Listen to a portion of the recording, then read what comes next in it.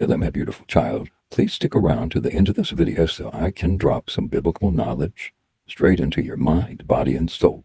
John 14:20 says, "And at that day you will know that I am in my Father, you in me, and I in you." Now this verse in particular has confused Christians for centuries, so please allow me to set the record straight and explain this to you. The Bible is not supposed to be an easy book to understand. It is a spiritual book. That's why it is called the Holy Bible.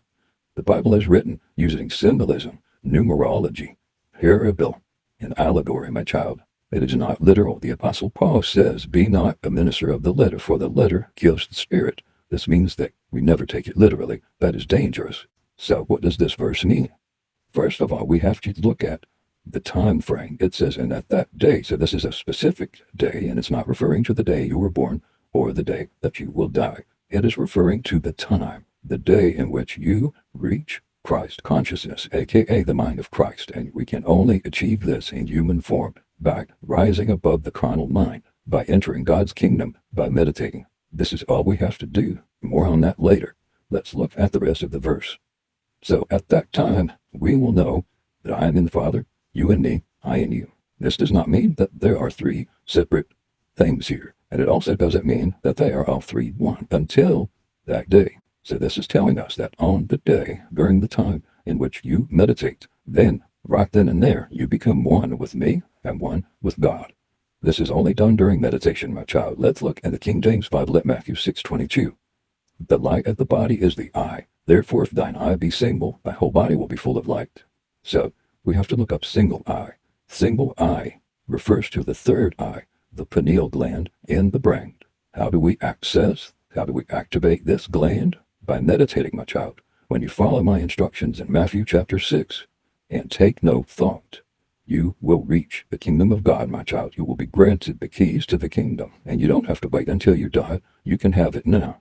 When you make the inside like the outside and the outside like the inside, you can say to the mountain, "Move," and it will move. This is telling you that you need to wash the inside of the cup and also the outside. You've got to take care of your internal as well as the external. And you must do this by reaching virgin consciousness, which means that you cannot have any thoughts, feelings, emotions, and you can't use your five senses. Please remember that the word Satan comes from the word Saturn, because Saturn was the god of time. And as we all know, time does nothing but create worry for the future or either dredge up sorrow from the past. That is why Satan was named Satan. We can also see that the word Satan has 5 letters. Anytime you see something in the Bible that adds up to 5, or something is said 5 times, this is very important because 5 in biblical numerology indicates a need to sacrifice the 5 senses to the darkness of meditation to be filled with God's light, my child. This is what Matthew 6:22 is telling us. In the King James Bible, you can also see in Matthew 6:25 through 34 that I say the phrase, "take no thought," exactly 5 times for this reason. There is no literal Satan that is going to come get you, my child, but there is a figurative Satan, aka the carnal mind, that will take you straight to hell, which is not a literal place either, but it will take you to depression. It will take you to anxiety. It will take you places that you don't want to be. So I ask that you follow me to the ascended human consciousness, to the ascended high vibrational frequency of God, my child. You must stop humanizing God to understand God, and instead you must rise to God's level to be able to comprehend such divine, unconditional love. Please remember that I, Jesus Christ, don't care who you vote for.